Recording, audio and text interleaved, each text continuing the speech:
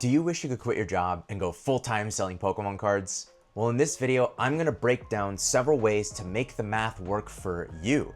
And actually, I think this would probably work for any trading card business, but I don't know anything about other TCGs or sports cards, and this channel is very Pokemon focused, so that's the point of view I'm gonna speak from. Before we get into it, I wanna explain a few important details up front and also share why I think I have any right to talk about this on YouTube. First, what we'll get into today won't be all of the ways or the only ways to go full-time in Pokemon cards or Pokemon related content or whatever it might be. But also I haven't seen anybody giving away the blueprints for free, and that's what we're gonna do here today. Second, let's talk about why I have any right at all to speak about this, even though I myself am not full-time in Pokemon. In fact, 7 months ago, I uploaded a video called "I Didn't Quit My Six-Figure Job to Sell Pokemon Cards." And 7 months later now, I still haven't quit my six-figure corporate job, and I really don't plan to. But what's different today from 7 months ago is that I actually could. As a channel has grown and my knowledge of the hobby has grown, the math surprisingly maths. I've also participated in most of these strategies firsthand, so I know what the bottlenecks are, and since I uploaded that video, I've also made lots of new connections or strengthened existing connections with folks in the Pokemon hobby, in the content creator community. A lot of these folks either have been full-time for a while, or they have gone full-time since then, or I've gotten to know people who probably could on paper, but like me, have chosen not to. So all that being said, I'm gonna break down the various options or strategies into each of their own sections. But I also recognize that different people have different levels of interest and skill and access to the requirements for each of these. So they're designed to be mixed and matched or scaled up or down based on your needs. And to that point, by the way, I recognize that everyone's financial requirements are unique. There's just no reasonable way for me to make a single video that's one size fits all, so I'm gonna base the math in each section on a $50,000 USD pre-tax profit assumption. That way, if you wanna make 100K on a single strategy, you can roughly double the numbers. Or if you wanna do 4 different strategies and have each of them contribute 25K, you can roughly cut the numbers in half. A vast majority of the people I know doing trading cards full-time are engaging in more than one strategy. So let's start with the first one, which is vending at card shows. I'm gonna break down the pros and cons for you of each of these strategies and then get into the math on each section and give you some things to consider. I'm gonna do this for every single strategy. So for vending at card shows, the pros are that it's low overhead, particularly assuming you're in an area where you can get to card shows relatively easily. There's also very low barrier to entry. Pretty much anyone can do it. It's also pretty scalable. There's obviously an upper limit to this, but if you wanted to go to a card show every weekend for pretty much the entire year, you could. Another thing I really like about card shows is that there's a pretty high correlation to your time and effort. If you go to more card shows, if you pay more attention to it, if you approach it more professionally, the harder you try and the more often you do them, the more success you're gonna have from card shows. Card shows obviously are also very fast liquidity, both for buying and selling, and subjectively, they're really fun. It's possible that of all of these strategies, a lot of people would find this one the most fun. In terms of cons, there's a lot of interest in vending at card shows, so even getting a table now can be pretty competitive depending on the show, and obviously you're also competing at the show with everybody else. Another downside of card shows is that they pretty much always happen on the weekends. If you normally use your Saturdays to hang out with friends or family, doing a lot of card shows is definitely going to cut into that time. Another one is travel. If you don't live in an area that has a lot of good local card shows, you probably will have to travel for them. For most people, it's just very, very hard to sustain a pace of like every single weekend of every month doing card shows. Another thing is that it can be a little hard to forecast because the quality of a show or how many people attend it or even the vibe of a show. In some areas they buy lots of slabs, in other areas they only buy cheap singles. Like there's just a totally different vibe in a lot of these shows, and it can just vary even like within a 30-minute drive from one show to another. So a really interesting thing you have to pay attention to, but this isn't one of those things where you could just say, oh, I'm always gonna make X amount of profit at a given show. It's more likely that you're gonna do almost nothing at one show and then like completely blow your expectations out in another show. Another downside is obviously like theft is a bit of a problem at these shows. And the last one here, it's a bit subjective, but you might find it draining. Actually, even if you are very extroverted and you love being around people and interacting with people, you'll still probably find weekend long card shows to be a little bit exhausting. But if you're the type of person who really gets drained by interacting with people, this just might not be the right strategy for you. So let's say you're trying to make that 50K a year pre-tax just from vending at card shows. What's that gonna take? I'm gonna recommend that you start with about 10K of inventory and that you have about 5K for purchases. This is not a hard and fast requirement. You could start with $1,000 or $2,000. You could also start with $50,000 of inventory.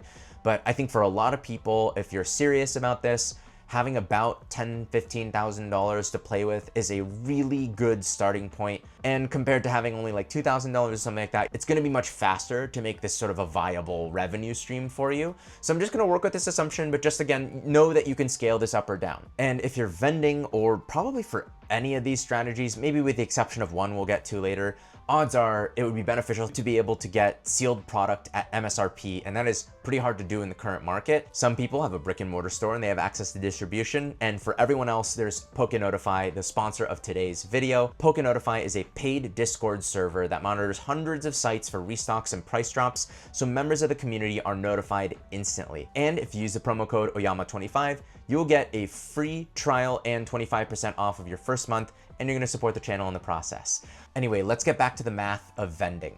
When it comes to vending, with the exception of things that you've graded yourself, you should expect your margin to be somewhere around 10 to 30%. I'm gonna get more into margin throughout this video, so I'm not gonna explain that too much here. I'm also gonna tell you to expect that at a pretty good show, you'll sell something like 33% of your inventory at each show. Now, again, obviously this varies, right? I've done a show where I sold almost nothing. I've done shows where I've sold more like half of what I brought. It really depends on the show. It also depends on what you have and what you specialize in. If you have really desirable stuff versus kind of niche stuff, that's obviously going to affect things as well. But I'm sort of assuming you spent $10,000 on mostly desirable and modern vintage cards, maybe a mix of slabs and singles. If you watch my videos, you have seen that that's more or less what I do. And obviously someone can come by and buy out your whole table. That's not really what we're talking about here. Just on a typical show, good solid show, you've got desirable inventory, you're probably gonna sell something like a third of it. And let's say you engage in a bunch of trades, and this might be conservative, but let's say it grows your inventory about 10% in value per show. And if you're doing local shows, the tables are probably gonna run you something like $100 to $200. Major shows like Collecticons and Card Party might be closer to $400. But let's just assume, again, you're mostly doing shows in your local area and you're gonna spend something like $150 on average per table per show. And since you're local for most of these shows, I'm assuming that you're probably just gonna spend gas. Maybe you drive an hour out and an hour back, and maybe it's a 2-day show, so you do that a couple times. Maybe you spend 40 bucks on gas, but if you're not flying, your transportation should be relatively low. So you sell something like $3,300 of inventory at a 20% margin, give or take. You're taking home about $660 of profit, and your 10K of inventory maybe grew roughly by about 1K thanks to trades. So your profit is something like $1,660 with about $1,000 of that unrealized. Obviously the makeup of it, maybe it's actually that you make $1,500 actual profit and you only get a few $100s from trades, whatever. But this is a pretty reasonable expectation for a pretty well-attended show. You spent about $200 on the table and on gas. So your inventory, your business grew by about $1,460 net per show. To hit 50K a year, that's about 34 shows a year. Now let's talk about some other factors that you might need to consider, because I made a lot of assumptions there, and that is definitely not a one-size-fits-all thing. So here's some things to think about. One, are you gonna have to fly and book hotels? If you do, obviously, you probably need to prioritize bigger shows. You probably have to have bigger inventory to make sure that it's worth it, because you're probably gonna spend $1,000 on flights and hotels. It's gonna be hard to avoid that when you're traveling like out of the city or out of the state for some of these shows. Another question is, can you start with a little bit more capital? I recommended $15,000 here, and maybe you have less than that, but if you have more and you know what you're doing, that's just going to help you snowball things a little bit faster. I probably should have said this from the start of the video, but none of this is financial advice. I'm not a financial advisor, but if I were your friend and I was making some recommendations for you based on my personal experience, start somewhere around 5 to 15K as you're learning. And then if you can scale it up, put more capital into it and scale it up. Having more inventory and money is going to just help you grow things a lot faster. And this is probably obvious, and I'm going to talk more about how you combine some of these strategies later, but if you pair vending with content creation and or grading, these estimates are actually surprisingly conservative. The reason I point this out here is that by creating content and building a following, you really increase the amount of people that come to your table. It's sort of stating the obvious, and I'm going to talk about content creation next. But if you're competing with somebody who has 100,000 subscribers on YouTube, like, that person's probably getting business from more people. Like, there are probably people in the venue who came specifically to do a deal with that person. And that person's gonna have more opportunities to buy at more advantageous prices or more desirable things. And they're gonna have better opportunities to sell, and often to sell at higher percentages closer to market as well. So you can definitely succeed just vending. As I mentioned before, even with $10,000 of inventory as a starting point, 34 shows a year. I mean, you are doing a lot of these. But if you want to go from making $1,000 a show to $10,000 a show, content creation is really going to open the door to that being a possibility for you. Now let's talk about content creation as a strategy. First, let's start with the pros and cons. In terms of the pros with content creation, first thing is it builds trust. I kind of just touched on this a second ago, so I'm not going to go too deep into it. It's probably pretty obvious, but when people can see you, when you've built a reputation, when they've watched hours and hours of you, whether it's giving advice or interacting with other people, they learn to trust you. They kind of build a relationship with you, even if they don't necessarily know you directly. The second thing is that your following often converts to customers. Now, obviously, if you have 100,000 subscribers, it doesn't mean you have 100,000 paying customers, but it does kind of mean you have 100,000 potential customers. Being a great content creator is also highly differentiating. It sets you apart from other people. It's quite scalable, maybe more scalable than any of these other strategies here, in the sense that eventually the exact same amount of work can yield a much higher result. For a lot of these other strategies, you have to actually like double your input to double your output. That is not necessarily the case with content. You probably can actually hit a point with content where you eventually are making more from the content than ever before and doing less work or spending less time than ever before on the content yourself personally. So it's a very scalable strategy here. Another thing I really like about content, and I've kind of already alluded to this with the vending thing, it is very accretive, or basically snowballs when you combine this with any of the other strategies here. That's probably pretty obvious, but like, again, if you're a vendor with a content following, more people come to your booth. If you have an online store, more people go find your online store to do a deal with you or to buy from you because they trust you or just they want to get a card from you. If you have a physical brick and mortar store and you're a content creator, more people will know about your store. More people will be interested in visiting your store. More people will travel to go to your store. It's just completely this accelerant to everything else in a way that really doesn't apply to any of these other strategies. And subjectively, it's really fun and it's a creative outlet. There are definitely some cons to being a content creator, particularly if you're going to pursue this full time or if it's going to be a major part of a strategy and you're going to do Pokemon full time. Content's going to be part of that. Couple of key downsides. One is that it's really competitive. It's very saturated. Just in vendor POV alone, there are so many barely watched vendor POV videos out there.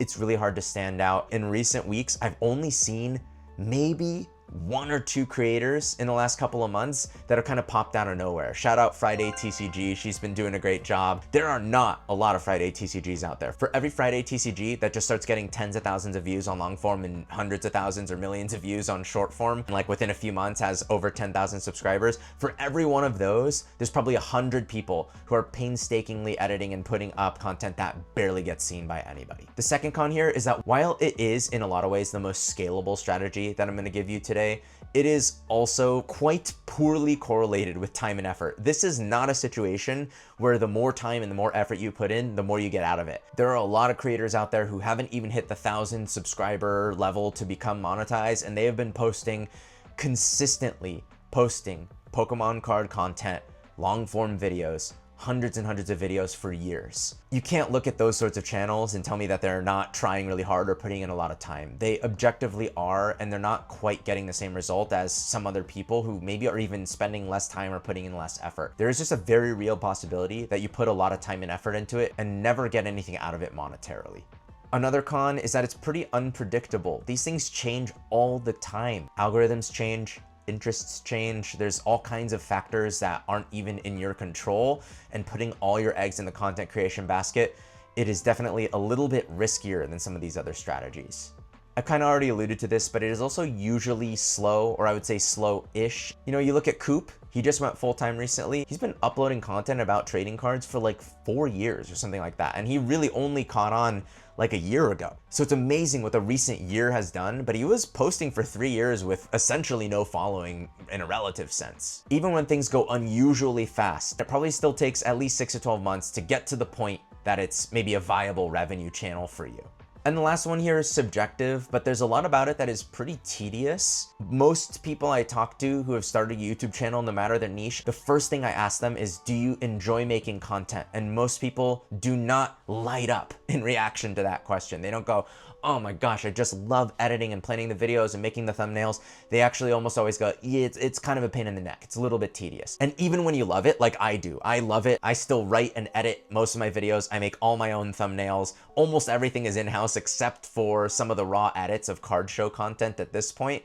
Even for somebody like me who actually really enjoys video editing and thinking of titles and thumbnails, there are still parts of it that are a little bit tedious. So best case scenario, you're gonna find a little bit of it to be tedious. And worst case scenario, you're gonna find it completely exclusively tedious. And if that's you, you're probably not gonna stick with this, and I wouldn't pursue this strategy. Another subjective thing is that it's just sort of an emotional process. Like if nobody watches your videos, it feels personal. If your retention metrics are really bad, you might doubt yourself or second guess yourself. If you have 4 likes and 4 dislikes, you're kind of like, that ratio sucks. What am I doing? You're gonna get negative comments. You're totally gonna get them no matter what you do, no matter what you say. If anybody watches them, eventually people will leave negative comments. And I'm not gonna sit here and act like I love getting negative comments, but I'm not a very sensitive person just by nature. It doesn't bother me too much, but I have talked to people who have completely given up on content because of negative comments. So if you are the sort of person who might really have your day ruined by someone making fun of you or insulting you or criticizing you in a comment, think hard before you start investing in this channel. All right, now let's get into the math. $50,000 a year pre-tax from content. I'm gonna tell you, you gotta post about a video a week. That's pretty standard. You can obviously post more, you can obviously post less, but as you're getting started, this is probably a good expectation to set, and it's not impossible to keep up with, especially if this is something you're pursuing full time. A prerequisite is that your channel can or does grow or already is over 1,000 subscribers. The reason for this is that's the monetization threshold for AdSense through YouTube. So you can't actually make money directly from YouTube until you hit 1,000 subscribers and 4,000 watch hours. I guess I should have included that here too. Let's just assume like you're gonna hit those or you have already hit those. That being said, while I do think that there are ways to structure this where you could like have 3,000 subscribers and potentially make this a meaningful revenue channel for you, if this is gonna be a major strategy for you and this is something you wanna do full time, you probably need more like 20 to 100,000 subscribers. And very related to that, regardless of your subscriber count, because really after that 1,000 subs, it's mostly a vanity metric. It doesn't really matter. I actually don't care too much how many subs my channel has. I care a lot more about things like how many views my videos are getting and what the retention on those videos looks like. If you have 3,000 subscribers, but you consistently are getting 10 or 20 or 30,000 or 50,000 views on every video you post, then you're in good shape. This strategy is actually gonna work for you. And if you have 200,000 subscribers, but you can't consistently get 20,000 views on your long form videos, this is gonna be tough even though you have a lot of subscribers. So this is really more actually about the view count than the subscriber count. The subscriber count and the watch hours is just a prerequisite to get paid at all. You're also gonna need to start lining up sponsors. I'm totally gonna give you the math on this. It really shocked me when I started doing more sponsored ads in my videos, but it really didn't become interesting until I was hitting those metrics like 10, 15, 20,000 as an average like opening week of a video. That's around the level where these sponsorships can really start to actually get interesting from a financial standpoint. And I'm also gonna assume or recommend that you're gonna set up some referral or affiliate links. In the TCG world, I don't necessarily think this is gonna be like a huge driver, but every little thing can add up. AdSense in this niche is going to pay you something like $5 to $10 RPM. RPM is what you get paid. The advertisers are paying YouTube something like $10 to $20 CPMs, or cost per mil, cost per 1,000 views. You as the creator get something like 40-ish% of that number. So what that translates to is if you're getting about 15K views a video, those videos are probably making around $100 to $150. If you're getting 50,000 views per video on average, those videos are probably making something like $300 to $500. So you're uploading 4 videos a month, and keep in mind, these things snowball, right? Your old videos will still get some views. So that means for 4 videos a month, you're making somewhere between $1,000 to $3,000 a month. If you're working with sponsors, you can claim the whole CPM for yourself. So you do an integrated ad like the PokeNotify one I just did. Thank you for tolerating that. I'm just gonna give you a range here. You can expect somewhere between $10 to $50 CPMs. That means for a video that gets 15,000 views, that's an additional $300 to $500 for that video. Or if you're averaging more like 50,000 views, or if some of your videos get to 50,000 views, they might make over $1,000. And like the PokeNotify ad from earlier in this video, if you use that code Oyama25, I actually make a couple bucks on your membership. And again, those things sort of add up. If you ask me what equipment I use, and I have an affiliate link in my description, and you use that link and you purchase it because you're gonna buy it anyway, so why not give a creator a little kickback? It makes no difference to you, everybody wins. So let's say you make another $100 to $1,000 a month from affiliates and codes and referral links and things along those lines. So you're getting $2,000 a month from AdSense, $2,000 a month from sponsors, $200 a month from affiliate codes. That's $50,000 a year. Here's some other factors to consider. 1, do you enjoy or have experience making content? If you've never made videos before, I still encourage you to try, but you should set your expectations accordingly. You're competing with people in some cases who've been doing this for a long time, and just like anything, it's a skill. It takes practice to learn how to edit and learn the software and learn your equipment or get the right equipment. And again, if you don't like it, it's probably gonna come through in the finished product. It's gonna be hard to make great videos and you're probably not gonna stick with it. So at a baseline, you should at least usually enjoy the process of making content. And if you don't have any experience, that's totally fine, but just know that you might spend that first year getting some kind of bad videos out of your system, and that's just part of the process. The second thing to consider is whether you have any advantages or unique ideas to stand out. Think through, is there anything unique that you can offer versus just like posting maybe a low quality vendor POV video to YouTube. There's not a lot of viewers for that anymore because there's so much supply of high quality vendor POV content. So it's okay to do vendor POV if that's what you're passionate about, but try to find your own angle. Number 3, can you stay consistent for at least a year? If that's not something you can commit to, maybe you consider a different strategy from this list. Another thing I would recommend here is that you diversify in case algorithms or interests shift. There are a lot of creators out there with hundreds of thousands or even millions of subscribers that used to get lots of views and no longer do. That's kind of scary if you put all your eggs in the content creation bucket. But again, I love the idea of content creation supporting some of these other strategies as well.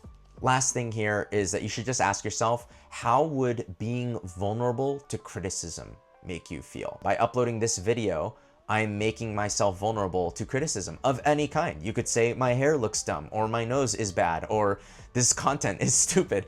Anyone can leave any comment they want on the internet and I can't really stop them. So eventually I have to read those, and inevitably every video I post, maybe 1 or 2 comments, I'm gonna have to just read something negative. You have to decide for yourself how this would make you feel.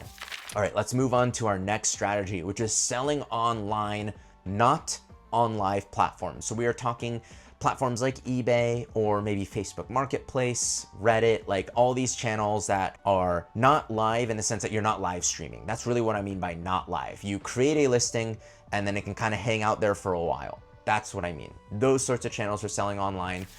Lots of different options here.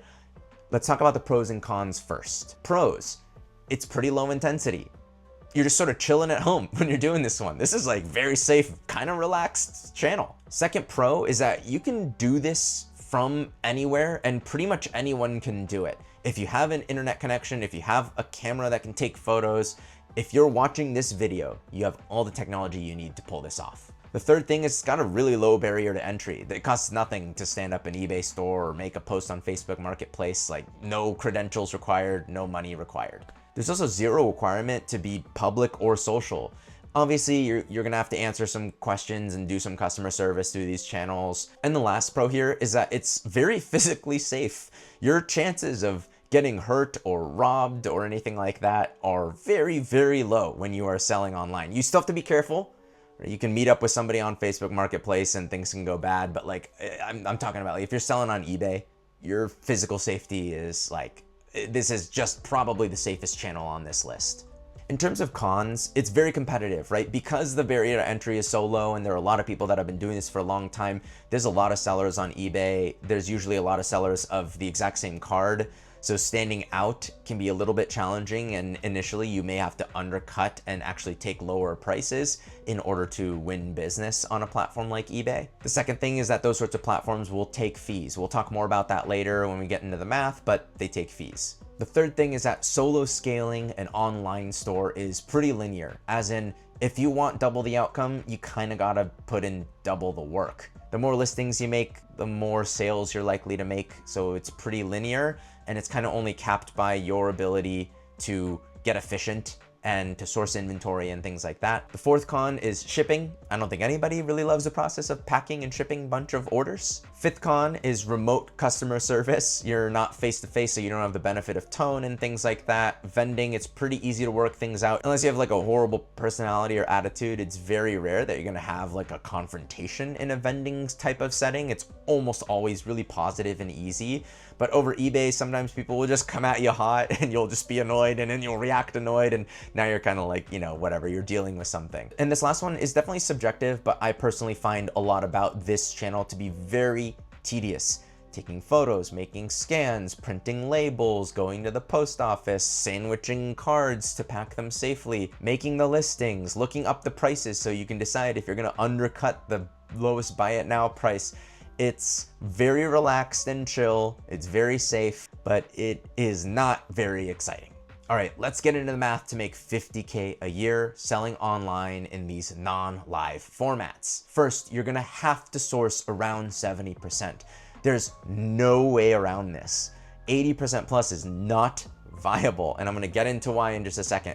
You're also gonna sell around 100% of market most of the time. Platform fees are gonna take something like 15% of margin from you, excluding things you graded yourself. We'll get into that a little bit later too. Your margins are gonna be about 15%, 10, 15% a lot of the time. So if you're more like in the 10% margin range most of the time, getting that $50,000 of profit is gonna require about $500,000 a year in sales. And if you're closer to the 20% margin range, then it's gonna be more like $250,000 a year in sales. But let's take this math a step further. This is gonna equate to about $30,000 a month in revenue. Let's say you're selling a lot of like modern alt arts and SIRs, and maybe you're selling like mid-end graded cards. Your average sale value is gonna be something like $150. Actually, for a lot of people, it's gonna be lower. And obviously, if you only focus on high end, it's gonna be higher. But I think this $150 or so average sale price is pretty reasonable for a lot of people. That comes out to 200 transactions a month. So when we're talking 30 days a month, you have to sell like 8 items a day on average to hit this type of scale. That is not trivial. Think about how many listings, how many cards you have to source, right? 200 a month times 12. You have to have thousands of listings a year. You have to have thousands of items available for sale a year. And that's if every item you list sells right away, which for less desirable stuff, it will not. Now let's get into some of the other factors to consider. The biggest thing is, can you consistently source around 70%?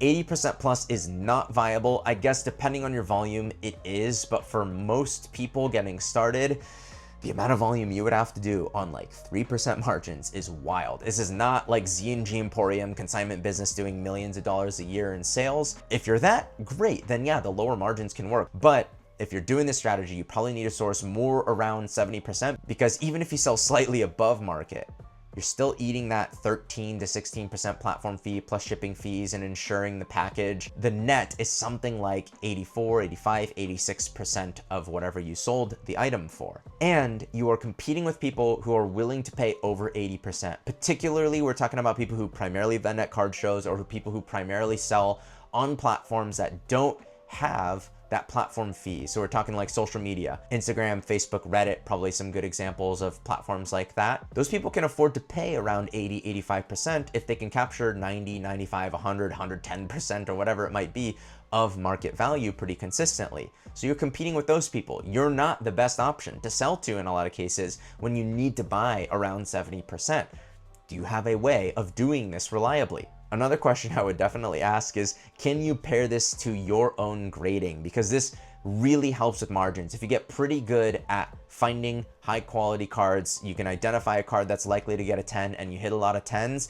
Sometimes those triple, quadruple, whatever, your money and your margins on those can be much, much, much better, and it makes the whole equation a little bit easier. So honestly, I think everybody that I'm personally aware of that has a very online heavy strategy does do quite a bit of their own card grading. And do you have the patience for messages, disputes, packing, shipping, insurance claims, taking tons of photos or scans of your items, making listings, adjusting and monitoring those listings? There's a lot of tedious stuff involved in this approach. So as chill and relaxed as it is, as much as I would actually recommend it to a lot of people, it really might be the most boring one on the list, and it has a lot of minor frustrations that a lot of these other strategies don't necessarily have or don't have as much of. All right, now let's talk about selling live. We are talking about live streaming, so Whatnot, Drip, YouTube, those types of channels, or maybe even like rip and ship type models. In terms of the pros for this strategy, it's very high pace and high throughput. If you have a pretty decent following on one of these platforms, you can sell a lot in a single stream. It's unbelievable. I mean, some of these auctions are like 5 seconds. That is something that this format really has going for it. The second thing is that volume strategy actually enables lower margins, right? If you're only moving a few items a day or a week, you really kind of need the high margins in order to make ends meet. But if you're selling something every 5 or 10 seconds for a few hours at a time whenever you're streaming, a 3 or 5 or 10% margin is actually really viable when we're talking about multiplying that by 100 or 200 transactions in a single day or a single week. Like selling online, you can do this from anywhere. If you have an internet connection and you have a post office somewhat nearby or just a way of shipping things, you can probably pull this off. It's also pretty scalable. This is another one of those where a 10x outcome does not require 10x effort and time. Maybe initially as you're getting started, I'm sure there are some people that would disagree with me here, but I actually think this one sort of rides the line between the like eBay approach and the content creation model that I was just talking about.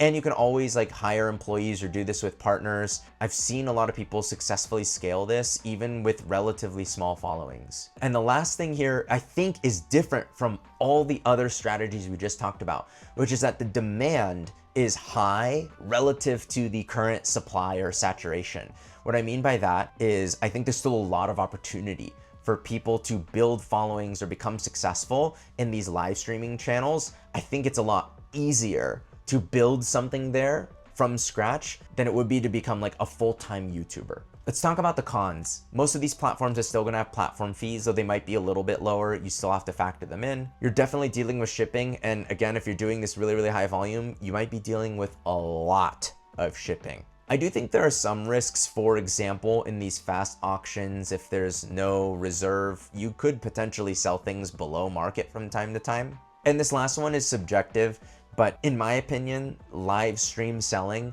kind of combines some of the worst aspects of content creation and selling online. Some of the stuff around dealing with people, insurance claims, shipping, the things that were kind of a drag about like the eBay approach kind of apply here. And some of the things that are maybe scary or vulnerable or risky about the content creator, like YouTuber type of approach, also kind of apply here. Let's get into the math. To get to 50K a year from a live streaming platform, the math is actually pretty much the same as the other like non-live selling online, but the scale and the speed and the volume is quite different. So the margins are a little bit different. For this strategy, you can buy at a higher percentage and get away with it. You're gonna source under 85%. Obviously for you, lower is gonna be better, but actually even up to 85% I think is quite viable. And I've seen a lot of these streamers come to my table before at these shows and be willing to buy around 85 to 90%. So obviously they're making it work. This means you're selling probably 90 to 120% of market a lot of the time. These platforms often take lower fees, but we're still talking like 5, 8, 13, 15%, somewhere in that range. Your margins could be as low as 1%, but if you're selling a lot, it could work. I think most of the time you're probably talking about similar margins to some of these other strategies. 10, 20% a lot of the time is probably where you ultimately net out in the end. So even if we assume a 10% margin, again, you need to sell 500,000 a year, but that speed and volume is really, really powerful. If you sell $1,000 in a single stream at 10% or so margin to make 50,000, We're talking 500 streams. There's 365 days in a year. So pulling it off at this scale is probably not viable. If you sell $25,000 in a single stream, we're talking 20 streams. So obviously I'm giving you kind of two extremes here. Most people are probably gonna do more like in the middle, but if you could sell $5,000 or $10,000 of product in a single stream at 10% margin, you don't even have to stream that often. This is kind of an interesting strategy here to make $50,000. You can see why this strategy is really viable if it's for you. So let's talk about that. What are some of those factors? How do we determine if it might be for you? One, does this suit your personality? Watch live streams on some of these platforms. Is it natural for you to act like these people? Most of these people are pretty high energy. I can't say they're extroverted, but they're definitely like fun and engaging and charismatic to watch. Second thing, can you handle the logistics alone, or do you need employees, partners, or a team? I would imagine this is very, very hard to do on your own, right? You're taking in the orders, you're maybe ripping packs, you're doing the sourcing. I mean, there's a lot of moving parts, and then at the end of it, you have 100 packages to ship, and to not like accidentally ship the wrong thing or miss something. There's a lot of moving parts to doing a successful live stream, even a single time, let alone maybe doing it on a daily or weekly basis. Odds are this is not gonna be something that you wanna do on your own if you plan on scaling it up. Last thing, and this is really important, really, really important in this channel. Can you source enough volume of inventory? Do you have access to a lot of Pokemon cards? Because live streams move fast, and if you have any success at it, sourcing is going to be a bottleneck. In fact, probably for the most successful people that I know who are very heavy on the live streaming platforms, sourcing is the primary bottleneck. They travel all around the country to major cons, and they bring suitcases to fill these suitcases because they're gonna sell everything off in a few streams, and then they have to like go to another Collecticon and spend tens of thousands of dollars again, fill multiple suitcases, and do the same thing over and over. The constant backfilling of that inventory is definitely a lot of work, and you gotta know how you are going to find that much inventory if this is gonna work out for you. All right, and the last strategy that I'm gonna talk about in this video today is the classic physical brick and mortar local card store or local game store. Let's get into the pros and cons, though I feel like for this one, you can probably guess what a lot of these are. I'm gonna give you my opinion anyway though. For one, it's a proven business model, and it is a tough one. We're gonna get into that in the cons, but compared to all these other strategies, other than maybe like selling on eBay, which has been around for a pretty long time, game stores, comic book stores, local card stores, it's been around much longer. It predates the internet. The concept goes back as far as collectibles go. So you know some people have made it work for them. It's a viable business. It's the most proven one. There's a lot of good data there, and probably a lot of good advice that you can get from people who have actually done it and either failed or been successful at it. The second thing that I love about the local card store strategy is this community orientation.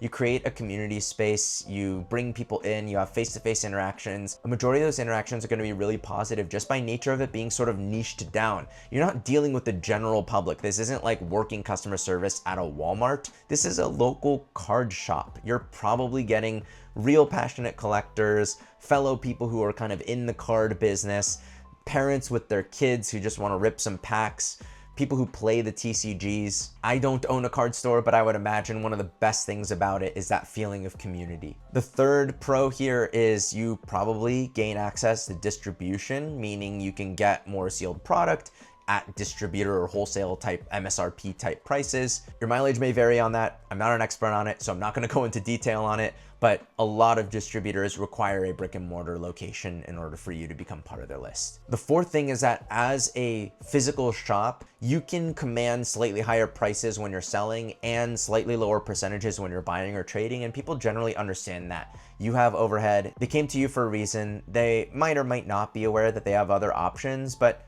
it's a card store, right? If I go in a card store, I'm not expecting that I'm gonna get 95% of market value on the things I'm bringing them to sell. And this last one is subjective, but in my opinion, you build something important.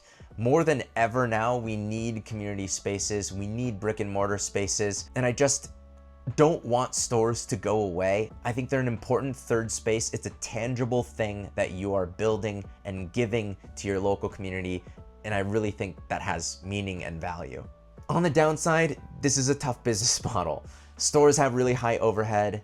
It scales poorly from a location standpoint. You could get a bigger shop, but then it's just more expensive and more work and more overhead. And you could expand to multiple locations, but most local card shops, I don't think ever do that by definition. You have to consider security and safety arguably more than any of these other strategies combined ×2. Like, stores get broken into, people come in armed and rob stores. I mean, it's just horrible. It's scary. You probably have to invest seriously in your security and in your personal safety if you're going to run a local game store, depending on the location that you live. And there's a bunch of legal and logistical considerations. Of all these strategies, this is probably the one that requires you to like learn and know the most in order to pull it off. There's probably way more paperwork and logistics and legal things involved in doing a card store correctly compared to just like vending or making some YouTube videos. Let's get into the math. Obviously, your location matters a lot, more than the other ones. This is really hard for me to just do a one-size-fits-all math formula for you, but I'm still gonna try to give you something that's sort of directionally accurate. Typically, leased space for retail in the United States is about $20 to $40 per square foot per year. Obviously, on the $40 end, you're looking at places like the Bay Area. It's probably even higher than that in places like New York City. And on like the $20 or even $17, $15 end, you're looking in states in more rural locations with lower populations like Oklahoma. Let's say you want to open a 1,000 square foot store though, you're probably spending something like $2.5K a month. You probably need internet, business internet, a little more expensive than internet at your house. It's going to be $200, $250 a month. Are you going to hire anybody? Because even around minimum wage, you're still looking at like $80, $100, $150 a day, depending on where you live, per employee. You're going to run up an electricity bill that you're probably responsible for. We're looking at $250, $400, $500 a month, depending on the size of the space and how much electricity you use. So from an expenses standpoint, that's about $6,000 a month, and that's before hiring other employees, expanding to a bigger space, before security, insurance, all those sorts of things. So you've got a lot of overhead to think about here, but your margin's probably a little bit higher than some of these other strategies. People come into the store and sell to you at 50, 60, 70% of market value. Maybe you have distribution access now, and so you can get product at or closer to MSRP and then sell it closer to market prices. If we assume a 35% margin, and I don't know if that's a little bit too generous, a little too conservative, but it seems reasonable mathematically, you're gonna break even at $17,000 a month in revenue. Break even, not the $50,000 number, just like not losing money with a single employee before insurance and security. So for sure, it's probably more than that. It's probably more like $20,000 a month in revenue necessary to just break even. To then make your $50,000 out of that, assuming you do this completely alone, we're looking at more like $12,000 a month of net revenue. So that means on a monthly basis, your gross revenue probably needs to be around $30,000 and potentially a little bit more, especially if you've got multiple employees or other partners to think about. Here's some of the other factors to consider. 1, can you commit to this? This is a big commitment. Even if you're doing it part-time, it's a lot of time and effort and knowledge required. Can you commit to it? 2, do you like the idea of a brick and mortar storefront more than the things that are concerning about it? For me personally, one of the things that might hold me back from doing a brick and mortar here in the Bay Area is the fear around personal safety and things getting stolen. That is the sort of thing that would keep me up at night, and that would take a lot of the fun out of it for me, as much as I'd love to do it. You might not feel that way, or you might be really good at preventing those sorts of things, or you might live in a place where this just isn't really a concern, but it's something that I would personally think about. Are you in an area with demand and traffic? And the last thing here, can you survive the ebbs and flows, the macro changes while carrying that overhead? To me, this is one of the toughest parts of this business. What if interest rates go up, or layoffs start happening a little bit more often, or COVID hits again? I mean, there's so many external factors, and no matter what external factors happen, you're still responsible for that overhead. So those things could still negatively impact an online eBay store, for example, but that online eBay store isn't spending $6,000 a month in rent and employees in most cases. So it's just something you really have to think about seriously before you open a local game store. This is historically a really hard business model, but I do think it's an important one. And if you decide to do this, I'm genuinely rooting for you really, really hard.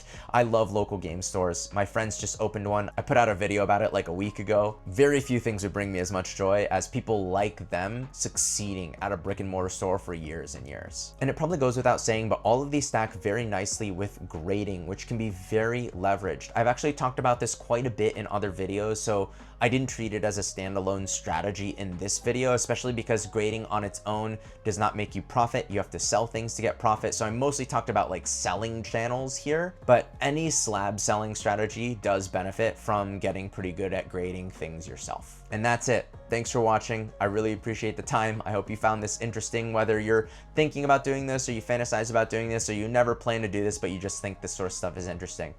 Thanks for making it to the end of the video. If you did, shout out the folks at the Gigantamax Oyamega and Oyamega levels. That's Ralph de la Calzada, Flaccid Shrimp, Tyler Giang, and Joseph E. Thanks for your support.